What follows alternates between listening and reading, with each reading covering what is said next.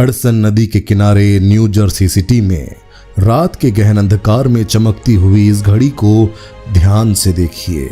क्या आपको कोई खास बात नजर आ रही है? चलिए आपको इस घड़ी के दिन का भी दृश्य दिखा देता हूँ। क्या अब आपको कोई खास बात नजर आ रही है? आज की गवाही और इस घड़ी का संबंध बहुत बड़ा है। 8 दशकों से भी ज्यादा यह विशाल घड़ी परमेश्वर की विश्वास योग्यता का बयान कर रही है। यह विशाल घड़ी उस व्यक्ति के जीवन के बारे में गवाही बता रही है जिसने प्रभु यीशु मसीह को अपने बिजनेस का पार्टनर बना लिया। और वह व्यक्ति जिसके बारे में मैं बात कर रहा हूँ, उस व्यक्ति की कंपनी का नाम है कोलगेट। क्या आप जानते हैं कि यह कोलगेट जो आपके घरों में भी शायद आपने कई बार इस्तेमाल किया होगा, इस कोलगेट कंपनी के पीछे कौन सा व्यक्ति था? इस कोलगेट कंपनी और हमारे विश्वास, हम मसीहियों के विश्वास का क्या संबंध है, इस बारे में आज की यह गवाही है। इसलिए जब आप आज की इस गवाही को आखिर तक देखेंगे, आपके साथ एक अद्भुत बात जो होने जा रही है कि आपके फाइनेंस एक अद्भुत छुटकारा आप देखने जा रहे हैं। आपके आर्थिक क्षेत्र में एक अद्भुत छुटकारा आप देखने जा रहे हैं। मैं आपके साथ विश्वास कर रहा हूँ। क्या आप विश्वास करते हैं कि हाँ,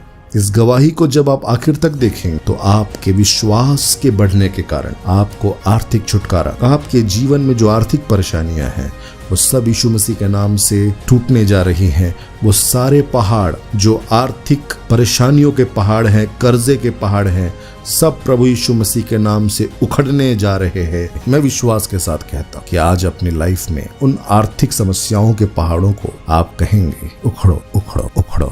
जिस कोलगेट का इस्तेमाल आपने कई बार किया होगा, आपने कभी सोचा है कि इस कोलगेट की शुरुआत कहाँ से? यह कहानी शुरू होती है 25 जनवरी 1783 इंग्लैंड के केंट नामक स्थान से, जहां पर रॉबर्ट कोलगेट और सारा कोलगेट को एक संतान उत्पन्न होती है जिसका नाम रखा जाता है विलियम कोलगेट। विलियम कोलगेट के पिता, जिनका नाम रॉबर्ट कोलगेट था, 18वीं सदी में जब सिविल वॉर चल रहा था, उस दौरान अमेरिका की स्वतंत्र सेनानियों के समर्थक और फ्रेंच रेवोल्यूशन के कट्टर समर्थक रहे रॉबर्ट कोलगेट, जो विलियम कोलगेट के पिता थे, उन्होंने इंग्लैंड को छोड़कर अपने परिवार के साथ अमेरिका चला जाना भला समझा और अमेरिका में ही जाकर बस गए। विलियम कोलगेट के माता पिता छोटे विलियम को लेकर अमेरिका के मैरीलैंड में सन 1798 में आकर बस जाते हैं। मैरीलैंड में रहते समय विलियम कोलगेट अपने पिता के बिजनेस में उनका हाथ बटाते हैं, जो बिजनेस मुख्य रूप से साबुन बनाना और मोमबत्तियों को बनाने का था। लेकिन बिजनेस करने की सारी कोशिशों के बावजूद उनका बिजनेस सफल नहीं हो पा रहा था और उनके घर में आर्थिक समस्याओं की बड़ी मार पड़ रही। और जब किसी घर में आर्थिक समस्याएं होती हैं तो कर्जे जैसी सिचुएशन बन जाती और अपने पिता को कर्जे और आर्थिक समस्याओं का सामना करता हुआ देखकर विलियम कोलगेट, जो कि 16 साल की उम्र के थे, उन्होंने यह तय किया कि वो किसी भी तरह से अपने पिता की सहायता। रॉबर्ट कोलगेट ने अपने बेटे विलियम कोलगेट से कहा, बेटा एक काम करो, देखो हमारे घर में जो परेशानियां हैं इसका समाधान यही है कि तुम बाहर न्यूयॉर्क जैसे बड़े शहर में जाकर काम कर। न्यूयॉर्क एक बहुत बड़ा शहर है। हो सकता है बेटा तुमको डर लगे, लेकिन डरने की जरूरत नहीं है, ईश्वर तुम्हारे साथ रहे। लेकिन विलियम कोलगेट तो था एक बच्चा ही, 16 साल की उम्र का एक टीनेजर, एक किशोर लड़का। वो अपनी माँ से दूर नहीं होना चाहता था। भला कौन सा किशोर होगा, कौन सा लड़का होगा जो अपनी माँ और बाप से दूर चला जाना चाहे? लेकिन आर्थिक मजबूरियां लोगों से क्या नहीं करवाती, और इसीलिए आर्थिक मजबूरियों के कारण मेहनत और पेट पालने के लिए, अपने परिवार को सुरक्षा देने के लिए विलियम कोलगेट फैसला करता है कि अपने पिता के कहे अनुसार वो न्यूयॉर्क की ओर चला जाएगा।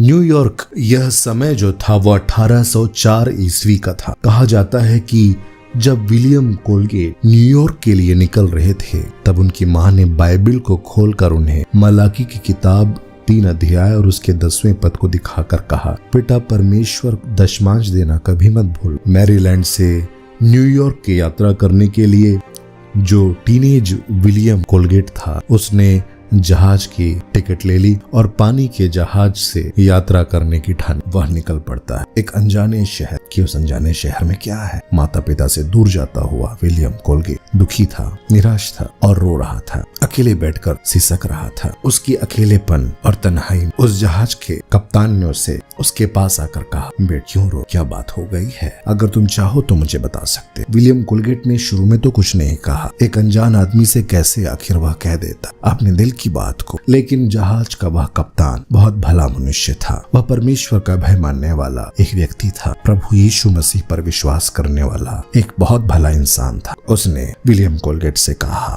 बेटा सुन, तुम मुझे बता सकते क्या प्रॉब्लम? विलियम कोलगेट ने जहाज के उस कप्तान से कहा, सर मैं अपने माता पिता को छोड़ दूर न्यूयॉर्क की ओर जा रहा हूँ। इतना बड़ा शहर है और मैं अकेला। मुझे अपने माता पिता से दूर जाने की इच्छा नहीं थी, लेकिन घर की आर्थिक परिस्थितियों मुझे यह फैसला लेना पड़ा सर। यह बात सुनकर जहाज के उस कप्तान ने विलियम कोलगेट से कहा, विलियम सुन, मैं चाहता हूँ कि तुम घुटनों में आ जाओ और हम दोनों साथ में प्रार्थना करते हैं। मुझे विश्वास है कि प्रभु यीशु मसीह तुम्हें रास्ता बताएंगे। जहाज के कैप्टन के कहे अनुसार विलियम कोलगेट अपने घुटनों में बैठकर अपने दोनों हाथों को उठाकर प्रार्थना करने लगते हैं और उसी वक्त जहाज का कप्तान भी उसके साथ प्रार्थना कर रहा होता है। कुछ लम्हात दुआ में बिताने के बाद विलियम कोलगेट से उस जहाज का कप्तान कहता है, विलियम सुनो, परमेश्वर ने मुझसे कहा है कि आने वाले समय में न्यूयॉर्क में सोप इंडस्ट्री में एक लड़का बहुत आगे बढ़ने जा रहा है। हो सकता है कि वो तुम ही हो। चूंकि जहाज का जो कप्तान था वो एक बुजुर्ग आदमी था और उम्रदराज आदमी होने के कारण उसने विलियम कोलगेट को अपना बेटा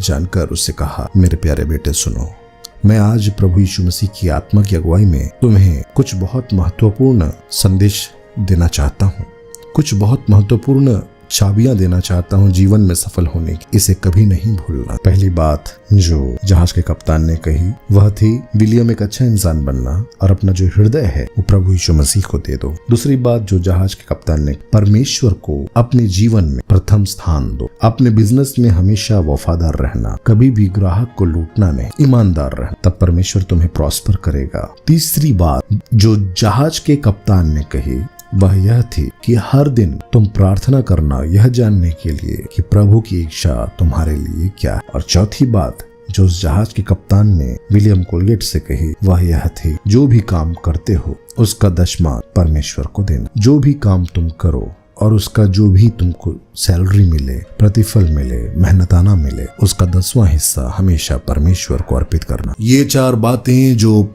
कैप्टन ने विलियम से कही, विलियम को हिम्मत दे। अब विलियम अपने आप को अकेला नहीं समझ रहा, क्योंकि घर से दूर जाने का गम उसको था, लेकिन वह समझ गया था कि प्रभु यीशु मसीह उससे बात कर रहे हैं। जहाज के कप्तान ने उसे समझाया कि जैसे ही तुम न्यूयॉर्क पहुंचो, सबसे पहले एक चर्च ढूंढना और उस चर्च में तुम जरूर जाना, कलीसिया में संगति जरूर करना, प्रभु तुम्हें आशीर्वाद दे। न्यूयॉर्क पहुंचकर विलियम उस कप्तान के कहे अनुसार चर्च ढूंढता है और एक कलीसिया में शामिल हो जाता है और संगति में जाना प्रारंभ करता है। साथ ही वह अपने लिए नौकरी ढूंढने लगता है। बेरोजगारी का बड़ा आलम था, कहीं पर भी नौकरी नहीं मिल रही थी, बड़ी तकलीफों का समय था, खाने के लिए खाना नहीं था। रात में विलियम कोलगेट कई बार भूखे ही सो जा रहा था और उसे अपनी माँ की बड़ी याद आ रही, माँ के बनाए हुए खाने की बड़ी याद आ रही थी। लेकिन उसे अपने पिता का वह दर्द भी याद आ रहा था कि मुझे मेहनत करनी है, मुझे तो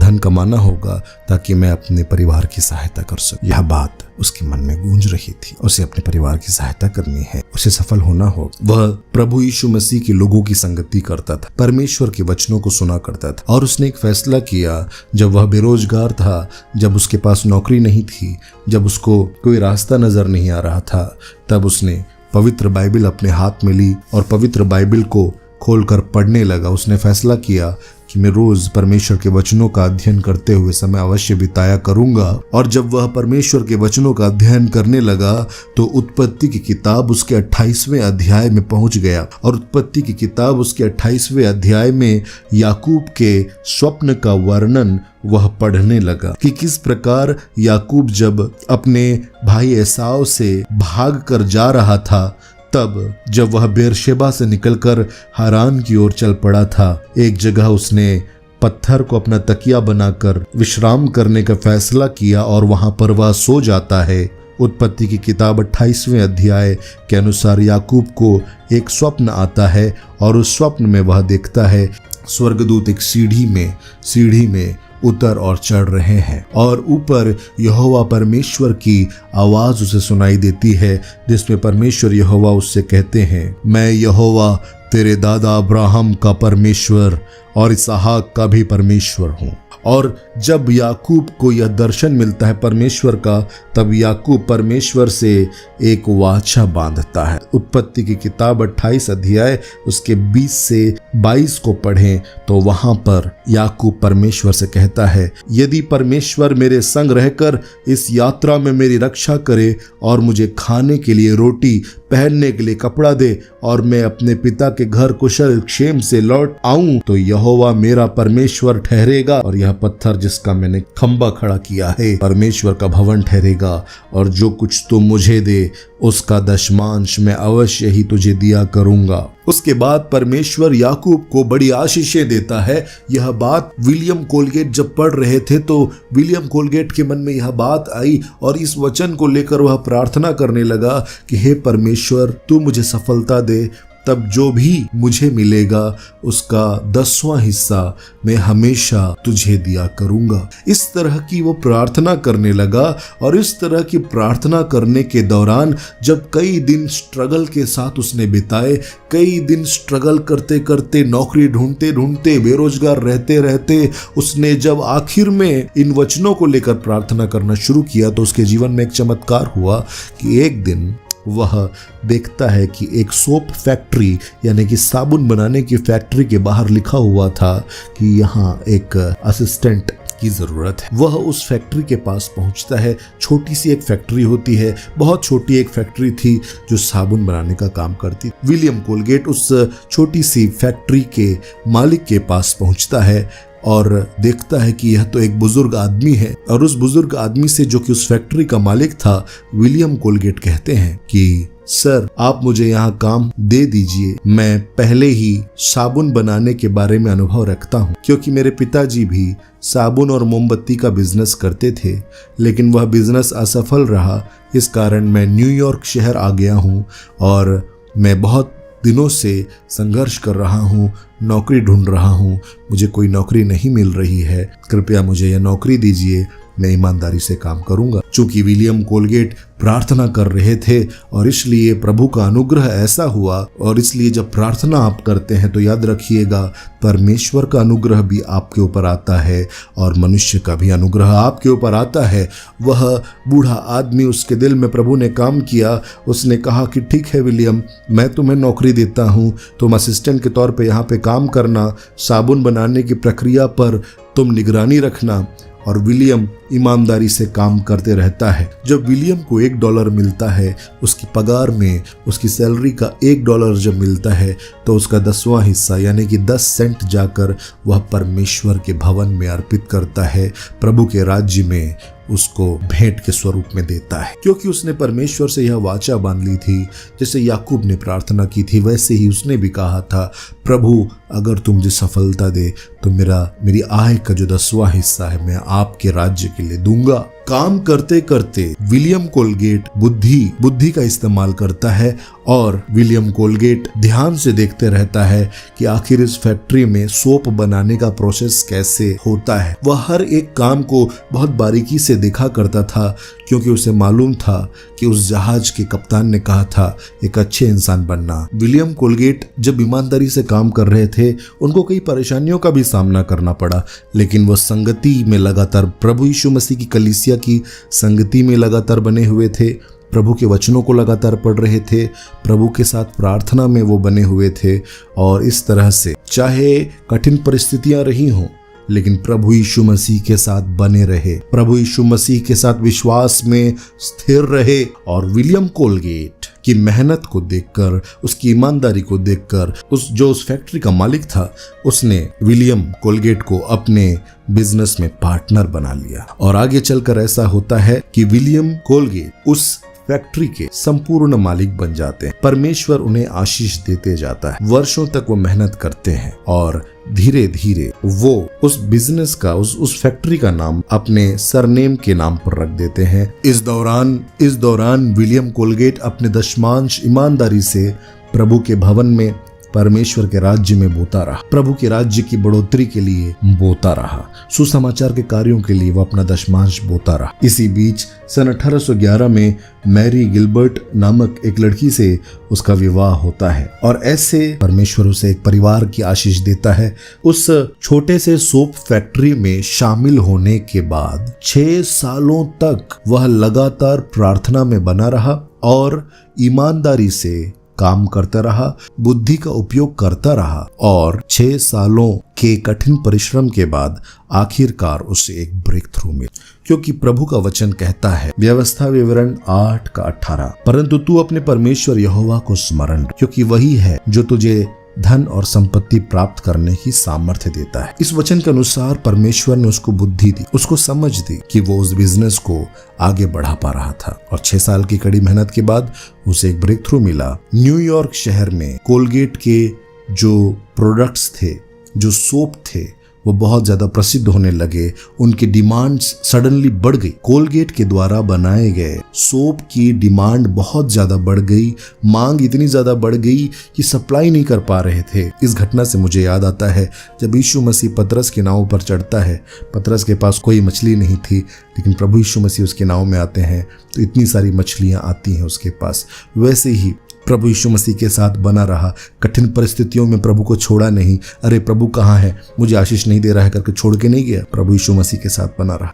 उन संघर्षों के समय में वो अपना दशमांश देना नहीं भूला, प्रभु को अपना दशमांश देता रहा और उसके प्रोडक्ट की इतनी डिमांड बढ़ गई कि उसका बिजनेस बहुत तेजी से बढ़ने लगा। उस फैक्ट्री के अकाउंटेंट के पास विलियम कोलगेट जाता है और कहता है, सुनो, मैं चाहता हूं कि तुम एक अलग सा अकाउंट बनाओ, एक अलग सा बैंक अकाउंट खोलो प्रभु यीशु मसीह के नाम से। तो वह जो अकाउंटेंट था बड़ा आश्चर्यचकित हो गया, ऐसा तो मैंने कभी नहीं सुना है सर, आप क्या कह रहे हैं विलियम जी? अरे विलियम कोलगेट जी, आप क्या कह रहे हैं? आप चाहते हैं कि मैं दूसरा एक बैंक अकाउंट खोलूं, वो भी प्रभु यीशु मसीह के नाम से? विलियम कोलगेट ने कहा कि हाँ, क्योंकि प्रभु यीशु मसीह मेरा पार्टनर है, मेरे बिजनेस का पार्टनर मैंने प्रभु यीशु मसीह को बनाया है शुरू से, और मैंने उनसे कहा है कि मेरे कमाई का जो 10वां हिस्सा है मैं उनको दूंगा, उनके राज्य के लिए दूंगा, और इसलिए एक बैंक अकाउंट प्रभु के नाम से बनाया जाए। और एक अकाउंट वहां पे प्रिपेयर किया जाता है जिसमें कंपनी की कमाई का 10वां हिस्सा सीधा उस अकाउंट में अलग से डिपॉजिट कर दिया जाता था। विलियम कोलगेट यह बात निश्चित कि उसकी कंपनी का जब बिजनेस ऊंचे स्तरों पर जा रहा है, डिमांड बढ़ रही है, तो जो धन आ रहा है, जो सफलता मिल रही है, जो कमाई हो रही है, उस कमाई का 10वां हिस्सा सीधे परमेश्वर के लिए मैं अलग करके रख सकूं, ऐसा प्रावधान विलियम कोलगेट ने किया। न्यूयॉर्क में काम करते करते, बिजनेस करते करते वह अमेरिका के सर्वप्रथम बैप्टिस्ट चर्च में शामिल हुए। विलियम कोलगेट ने 1808 में रेवरेंड विलियम पार्किंसन से बपतिस्मा ली। बैप्टिस्ट चर्च न्यूयॉर्क के बैप्टिस्ट चर्च में वह डीकन के रूप में कार्यरत थे। प्रभु के राज्य के कामों में वह बढ़ चढ़कर हिस्सा लेते थे। उन्होंने प्रभु यीशु मसीह की वफादारी को देखा। अपने बिजनेस में जब उन्होंने यीशु मसीह को पार्टनर बनाया तो उस ब्लेसिंग को उन्होंने देखा जो विलियम कोलगेट को मिल रही थी, और इसीलिए विलियम कोलगेट ने यह तय किया कि मैं अब से प्रभु यीशु मसीह को 10वां हिस्सा नहीं दूंगा, वरन 20वां हिस्सा देना प्रारंभ करूंगा। 20% अपनी कमाई का 20% देना चालू। और फिर जैसे ही उसने 20% देना चालू किया, उसका बिजनेस और तेजी से बढ़ने लगा अद्भुत रीति से। फिर उसने तय किया कि प्रभु की वफादारी तो इतनी अद्भुत है कि मैं अपनी कमाई का 30% दूंगा प्रभु, 10वांश नहीं 30वांश दूंगा, 30वां हिस्सा प्रभु को दूंगा। ऐसे करते करते वो 40वां और 50वां हिस्सा भी प्रभु को देने लगा। वह परमेश्वर के राज्य के उस सिद्धांत को समझ गया था कि 2 तो तुम्हें भी दिया जाएगा। लेकिन मेरे प्रियो, बात यह है कि विलियम कोलगेट, ध्यान से सुनिए, बहुत सारे लोग दशमांश इसलिए देते हैं ताकि परमेश्वर उन्हें और पैसा दे। यह लालच से उत्पन्न हुआ एक दशमांश लगता है, लेकिन विलियम कोलगेट जो दशमांश दे रहे थे वह लालच से उत्पन्न नहीं, परंतु प्रेम से उत्पन्न हुआ दशमांश। धन्यवाद का वह भाव कि प्रभु, जब मैं अकेला आ रहा था, जब मेरे साथ कोई नहीं था, तो उस कैप्टन के जरिए तूने मुझसे बात, जब मैं स्ट्रगल कर रहा था तेरा वचन मुझे संभाले रहा।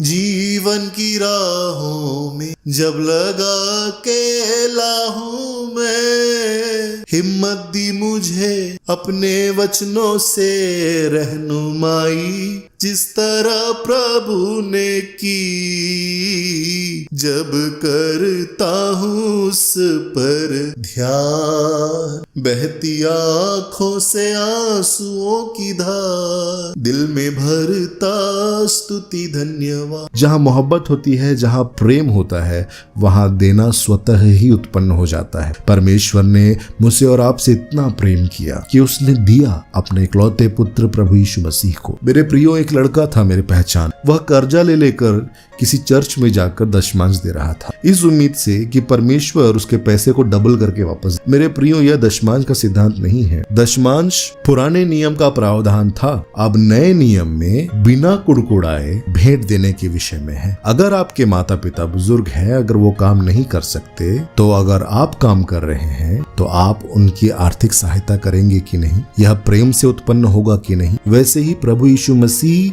से अगर आप प्रेम करते हैं तो आप जो कमाते हैं उसको परमेश्वर के राज्य में बोने के लिए आपको किसी को कहना नहीं पड़ेगा। परमेश्वर के राज्य के बढ़ोतरी के लिए, प्रभु यीशु मसीह के राज्य की बढ़ोतरी के लिए बोने के लिए आपको कहना नहीं पड़ेगा कि दशमांश दो। दशमांश या 20वांश या 30वां हिस्सा या 40वां हिस्सा प्रेम से उत्पन्न होना चाहिए, प्रेम प्रभु यीशु मसीह से। और तब हमारे अंदर देने का वह भाव आता है जिसमें कुड़कुड़ाहट नहीं हो। तो जब दें तो बिना कुड़कुड़ाएं। नए नियम में अब ऐसा प्रावधान नहीं कि दशमांश ही दो, वरन उससे बढ़कर दे सकते। आपके प्रेम और आपके फाइनेंस परमेश्वर के राज्य की बढ़ोतरी के उद्देश्य से जब विलियम कोलगेट प्रभु के राज्य में भेंट देते गए, प्रभु के राज्य की उन्नति के लिए भेंट देते गए, ताकि सुसमाचार का फैलाव हो, ताकि गरीबों को खाना खिलाया जाए, अनाथों और विधवाओं की सुधि ली जाए, इन सब कामों में जब विलियम कोलगेट बढ़ चढ़ कर देने लगे, तब उनका जो बिजनेस है बहुत ज्यादा बूम करने लगा, बहुत तेजी से आगे बढ़ने लगा। विलियम कोलगेट ने प्रभु यीशु मसीह की वफादारी को देखा। दिन दोगुनी रात चौगुनी तरक्की कर रहा था उनका बिजनेस।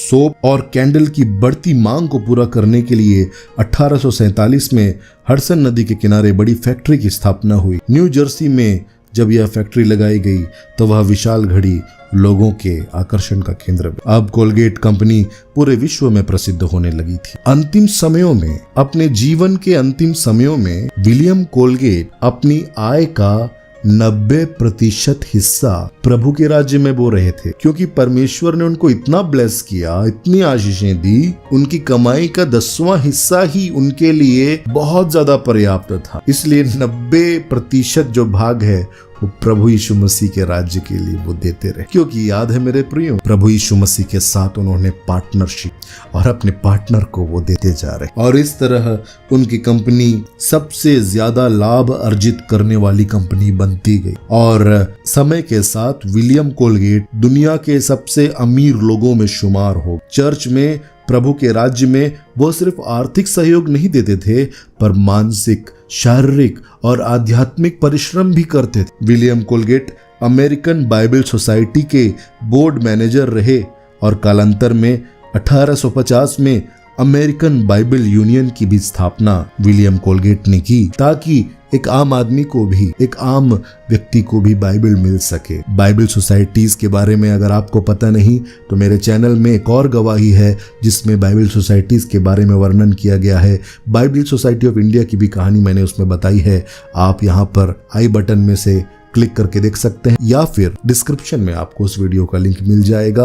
बाइबल सोसाइटी की कहानी जरूर देखिए। बाइबल सोसाइटी में अपना योगदान के अलावा विलियम कोलगेट ने हैमिल्टन लिटरेरी और थियोलॉजिकल इंस्टीट्यूशन को सपोर्ट करने का फैसला किया। आगे चलकर यह एक बहुत बड़ा बाइबल कॉलेज और थियोलॉजिकल सेमिनरी के रूप में परिवर्तित हो गया। 1890 में हैमिल्टन लिटरेरी और थियोलॉजिकल इंस्टीट्यूशन का नाम बदलकर कोलगेट यूनिवर्सिटी रख दिया गया। विलियम कोलगेट प्रभु के राज्य के प्रसार व उन्नति के लिए बैप्टिस्ट मिशनरी यूनिट को सहयोग दिया करते थे। बहुत सारे मिशनरियों के खर्चों और उनके परिवारों की देखरेख की जिम्मेदारी अपने ऊपर लेकर उन्होंने तय किया कि सुसमाचार के प्रचार में पैसों की कमी कभी भी किसी प्रभु के दास और मिशनरी के लिए रुकावट ना बने। विलियम कोलगेट ने यह तय किया कि विलियम कोलगेट मिशनरीज की हेल्प करते, ताकि कभी भी आर्थिक कारणों से प्रभु का काम ना, ताकि कभी भी आर्थिक समस्या किसी प्रभु के दास को ना हो। मिशनरियों की सहायता के लिए William Colgate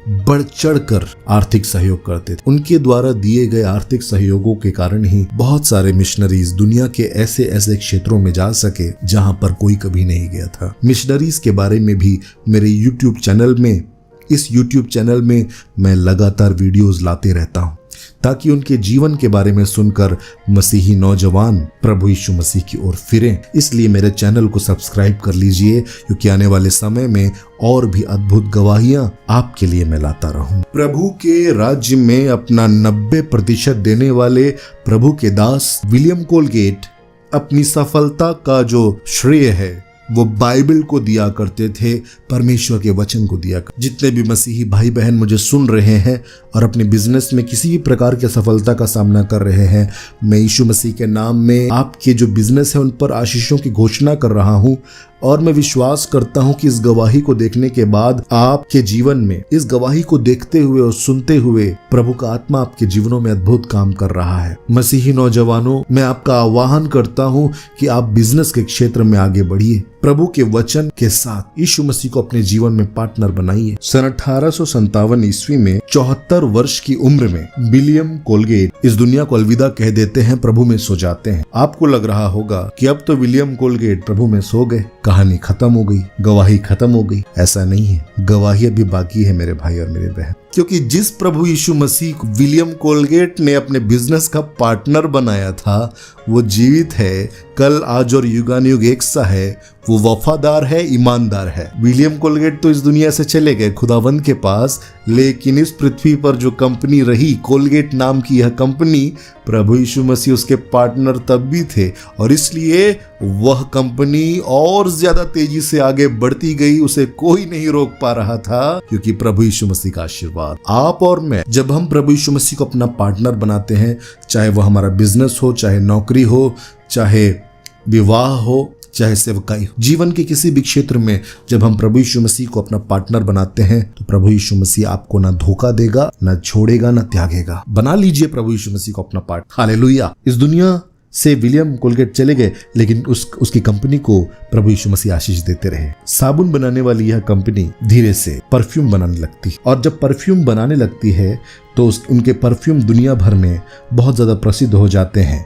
personal care product की डिमांड 19वीं सदी के शुरुआत आते आते और ज्यादा बढ़ने लगी। कोलगेट कंपनी ने टूथ पाउडर बनाना प्रारंभ किया और फिर टूथपेस्ट को वो बनाने लगे। उस समय तक जितनी भी कंपनियां टूथपेस्ट बना रही थी कोलगेट के अलावा, यहाँ तक कि कोलगेट भी कैन में भरकर टूथपेस्ट बेचा। लेकिन विलियम कोलगेट के बेटे को प्रभु ने एक ऐसी विजडम दी, ऐसी बुद्धि दी, जिसके तहत उनके बेटे ने यह फैसला किया कि हम यानी कोलगेट अब से ट्यूब्स में पेस्ट भरकर बेचा। और तब यह 18वीं सदी की बात है और आज भी हम जिस पेस्ट को यूज करते हैं ब्रश करने की, यह आज भी ट्यूब्स में आते हैं। सोचिए प्रभु यीशु मसीह ने कैसी अद्भुत सफलता दी। 1896 में पहली बार टूथपेस्ट ट्यूब में बिकने लगी। 18वीं सदी के अंत आते आते कोलगेट कंपनी 800 से ज्यादा प्रोडक्ट बनाने लगी।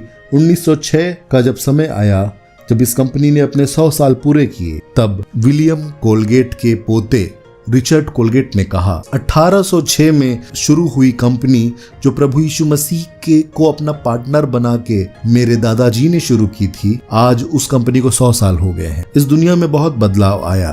प्रभु यीशु मसीह ने मेरे दादाजी को जो कहा था कि जब तुम बिजनेस करो तो जो तुम्हारे ग्राहक हैं उनको ठगना नहीं, उन्हें बेवकूफ नहीं बनाना, बल्कि बेस्ट प्रोडक्ट उनके लिए बनाओ। इसलिए हमारी जो कंपनी है वो लोगों के लिए बेस्ट प्रोडक्ट बनाने के लिए प्रतिबद्ध है। जब इस कंपनी को 100 साल पूरे हुए तब रिचर्ड कोलगेट ने यह बात कही थी। सन 1908 का समय आया जब यह कंपनी पब्लिक हो गई और यह कंपनी ओरल हाइजीन व दांतों की सुरक्षा के बारे में दुनिया भर में फ्री ऑफ कॉस्ट मुहिम चलाने लगी और इस प्रकार स्कूलों में बच्चों के स्वास्थ्य के लिए फ्री टूथपेस्ट और ब्रश दिए जाने लगे। 1910 में कंपनी का ऑफिस जर्सी सिटी में ट्रांसफर हो गया, जहां तात्कालिक दुनिया की सबसे बड़ी घड़ी लगी थी, जो यह गवाही देती थी कि प्रभु यीशु मसीह वफादार है।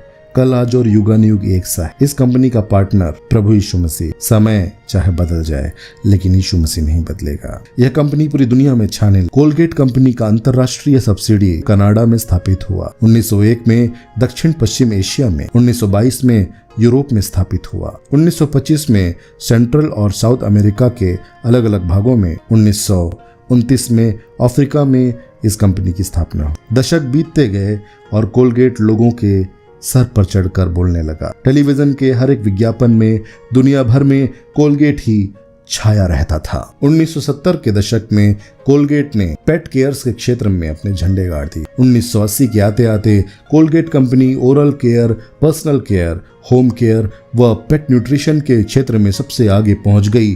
कोलगेट कंपनी अपने कर्मचारियों को हमेशा सहयोग करती और उनका ख्याल रखती रही। 1990 के बाद एशिया में सॉफ्ट सोप का बड़ा चलन हुआ। मेनन कंपनी को भी कोलगेट ने खरीद लिया। वो डिओड्रेंट्स बनाने लगे। ब्राजील और स्विट्जरलैंड की बड़ी बड़ी कंपनियों को कोलगेट ने खरीद लिया। 1990 के दशक के राजनीतिक और आर्थिक परिवर्तनों में कोलगेट पूरे विश्व के कोनों में पहुंच गया। वह रशिया, कंबोडिया, चाइना और वियतनाम में भी अपनी पकड़ बनाने में सफल हो। कोलगेट के वो सारे विज्ञापन आपने देखे होंगे। जितने भी दर्शक मुझे देख रहे हैं, चाहे आपकी उम्र कुछ भी हो, मैं जानता हूं कि आपने कोलगेट के विज्ञापन टीवी में जरूर देखे थे और आज यूट्यूब पर भी देख रहे होंगे। कोलगेट आज दुनिया की सबसे नंबर 1 कंपनी बन गई है ओरल हाइजीन प्रोडक्ट्स के मामले में।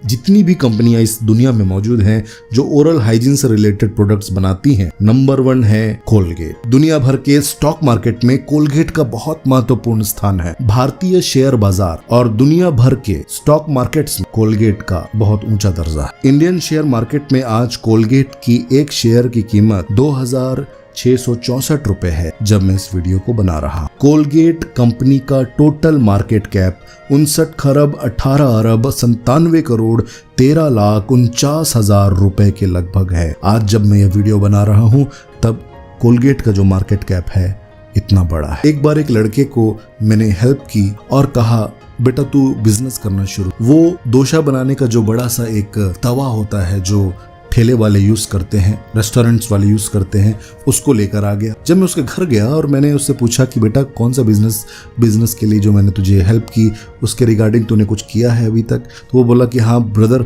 मैं डोसा बनाने का बड़ा सा पत्थर लेके आया हूँ, बड़ा सा तवा लेके आया हूँ। मैंने कहा ब्रदर क्या तुम्हें डोसा बनाने आता है? और उसने कहा कि नहीं, मुझे नहीं आता है, लेकिन मैं सीख जाऊंगा। मेरे प्रियो, बिजनेस ऐसा नहीं होता है, पहले आपको सीखना होता है, कई साल देने पड़ते हैं, जैसे कि कोलगेट ने किया। जब वो फैक्ट्री में थे वो ध्यान से देखते थे कि कैसे सोप बनता है, उसकी मार्केटिंग कैसी होती है, उसका डिस्ट्रीब्यूशन कैसे होता है, सारे प्रोसेस उसने सीखे। धीरज के साथ, प्रार्थना के साथ, प्रभु यीशु मसीह के साथ ईमानदारी से बना रहा, दशमांश देता रहा, प्रभु के साथ पार्टनरशिप के उस वायदे को निभाते रहा। धीरज सबसे जरूरी। आर्थिक मामलों में धीरज और बुद्धि की जरूरत है, क्योंकि नीति वचन 3 अध्याय और उसके 16 पद में लिखा हुआ है, बुद्धि के दाहिने हाथ में दीर्घायु है और बुद्धि के बाएं हाथ में धन संपत्ति और महिमा है। आज इस गवाही के द्वारा आपने जाना कि प्रभु यीशु मसीह को अगर आप अपने जीवन के किसी भी क्षेत्र में पार्टनर बनाते हैं तो ब्लेसिंग्स आपकी। अगर आप प्रभु के राज्य की बढ़ोतरी के लिए आर्थिक सहयोग देते हैं तो आपके आर्थिक आशीषों को कोई नहीं रोक। आपने यह जाना कि बुद्धि